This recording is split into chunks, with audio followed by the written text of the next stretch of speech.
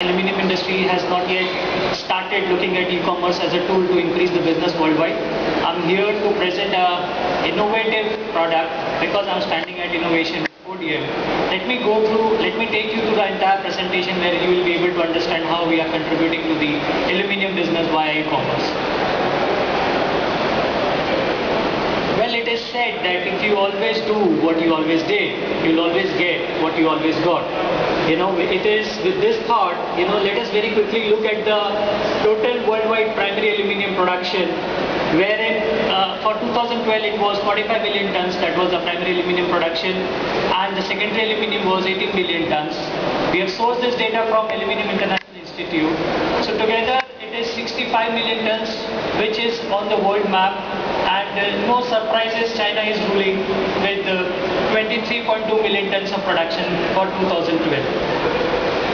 Now if you look at the worldwide aluminium business, we have taken some estimated figures just to give you a glance of how big our industry worldwide is. We have taken certain estimations, maybe the figures are a little wrong, but if you look at the breakup here, we have a business of $500 billion worldwide, which grows by 8 to 9% every year. Now let us look at the history of primary aluminium production. Here in 1950 there were very few regions which were contributing to the production of aluminium, but in early 1990s, with the emergence of China, the entire dynamics of the business has changed. Now most of the regions in the world are contributing to the production of primary aluminium. This shows that the entire world is looking at this business now. Now let us quickly talk about e-commerce. All of you know what e-commerce is all about. All of you must have gone through the purchase at least once in your life. Go online and buy the product. So it is a system where buying and selling of a product or a service is conducted over internet. The interaction between parties takes place online, and the electronic payment could be online or offline. The various methods by which you do the e-commerce depends on mobile e-commerce, internet marketing, online transaction, electronic funds transfer. So the conclusion is that e-commerce is a part of e-business ecosystem. Now what led to the e-commerce? That's a question. People started using internet. With the advent of internet, users are more and more coming to the internet world and trying to do the business online. This gives you a figure how the number of users have increased over the years. If you look at the figures, it is 1 billion users that are coming from Asia, about half a billion from Europe. Both put together, it is 1.5 billion users which are coming to the internet night and day. Now percentage wise, again Asia and Europe, if I take America as well, more than 75% people are using internet every day with the help of the mobile or the internet.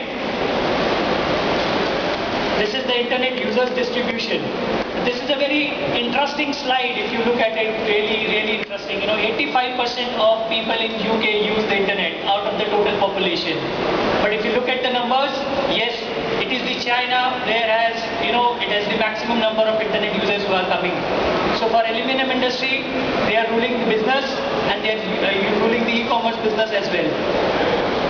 One more thing I wanted to highlight here, more than 80% of online population has used the internet once to purchase things, and it is 50% if it is more than once to purchase things online.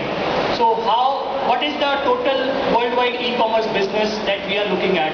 Everything put together, it is an estimation. It is a data from Cisco, which is a very important company. They projected that by the year 2015 we are looking at 1.4 trillion US dollars business through e-commerce. I repeat, 1.4 trillion US dollars business by 2015.